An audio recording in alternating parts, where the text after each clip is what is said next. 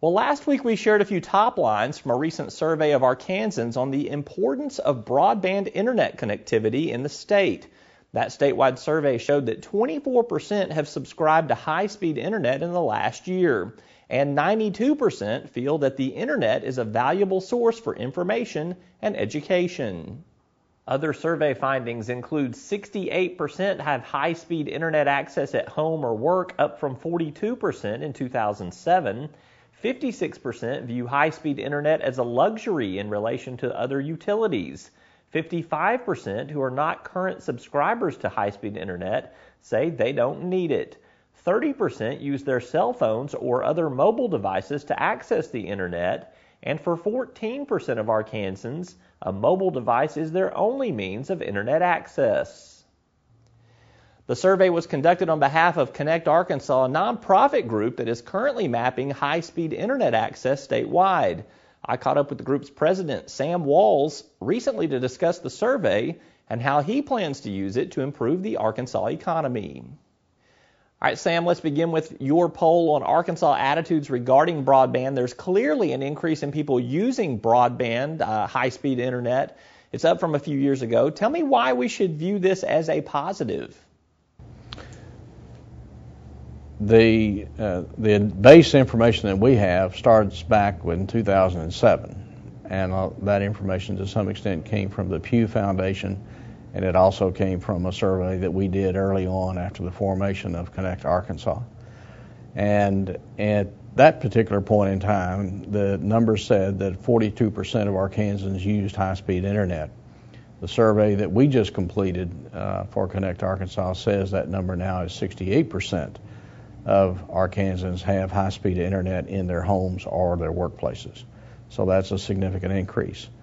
The most recent numbers also say that 76% of Arkansans use the internet at least occasionally here in Arkansas. However, the other side of that is that 24% of Arkansans say they do not use the internet and it doesn't play a role in their life. That is a problematic number in our opinion. So equipped with that information, what do you propose doing? What are some things that need to be done to make those numbers move in an even more positive direction? Well, we find that the biggest issue in terms of non-adopters, as we call them, is the lack of understanding the relevancy of the internet to their lives. And so of the previous number I mentioned, 47% of those say they don't need it. And they say they're too busy for it, they feel it's a waste of time, or they're just simply not interested. So our contention is that their lack of understanding of the relevance of the internet is the issue, and that is our mission is to take that off the table. Our whole business model is increasing adoption through demonstrating relevancy to the citizens through the use of applications. It's a matter of them finding what it is about the internet that is relative to their life.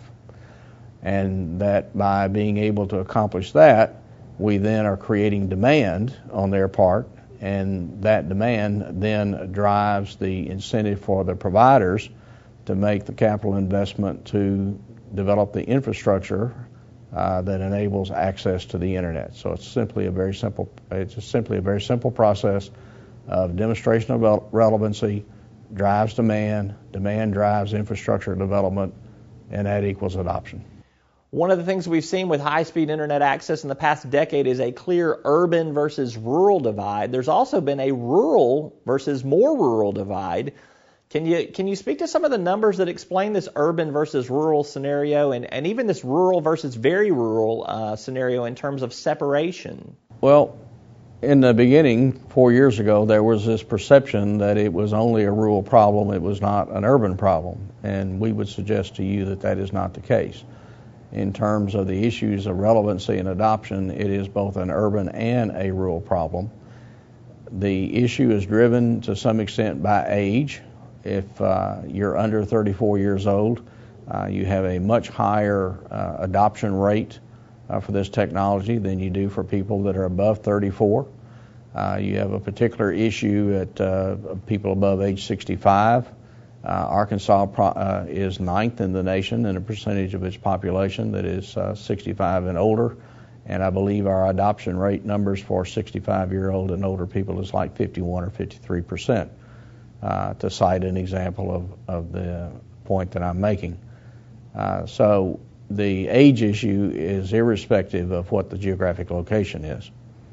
There are some occasional infrastructure issues in the rural areas, but it is primarily age. It is also driven by income level.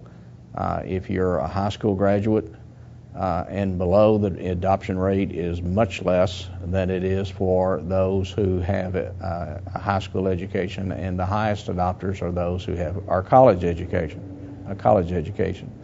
There is another division that is based on income.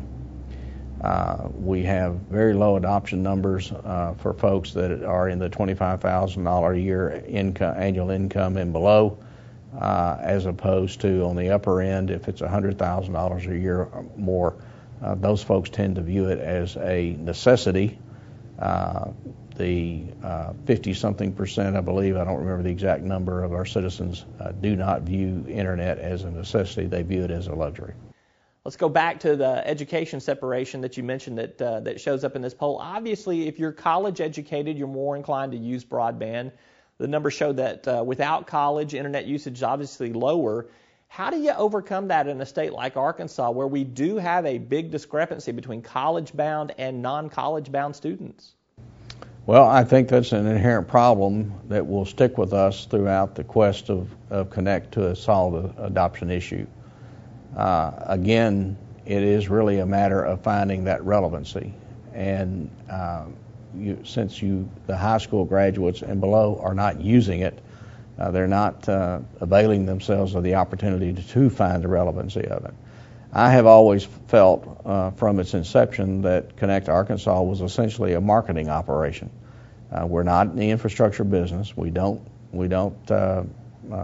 lay lines or operate satellites. We're in the people business. And the simple reality is that once people see what the internet can do for them and how it can be meaningful in their lives, then that drives the process. And it's simply a matter of the fact that we have a higher percentage of people without high school educations who have not found the capital, the reason to make the financial investment into the technology, and therefore they have not been able to make as much progress in terms of finding relevancy for themselves as other people have. So you've identified that making high-speed internet relevant to people is going to be a core issue to move this state forward economically.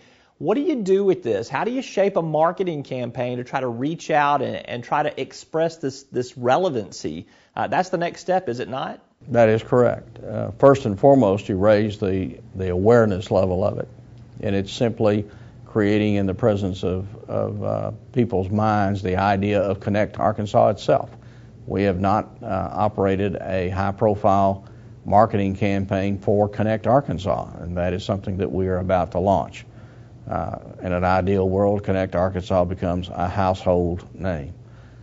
We said that we are doing this through applications. There are certain businesses that we're getting into in terms of using the internet for particular applications that will cause citizens to go to our websites in order to get things that are of interest to them. And in the process of doing that, drive the relevancy issue. We're not prepared at the moment to tell you exactly what those websites are, but you will find that when we do launch them, we believe that you will be very impressed with what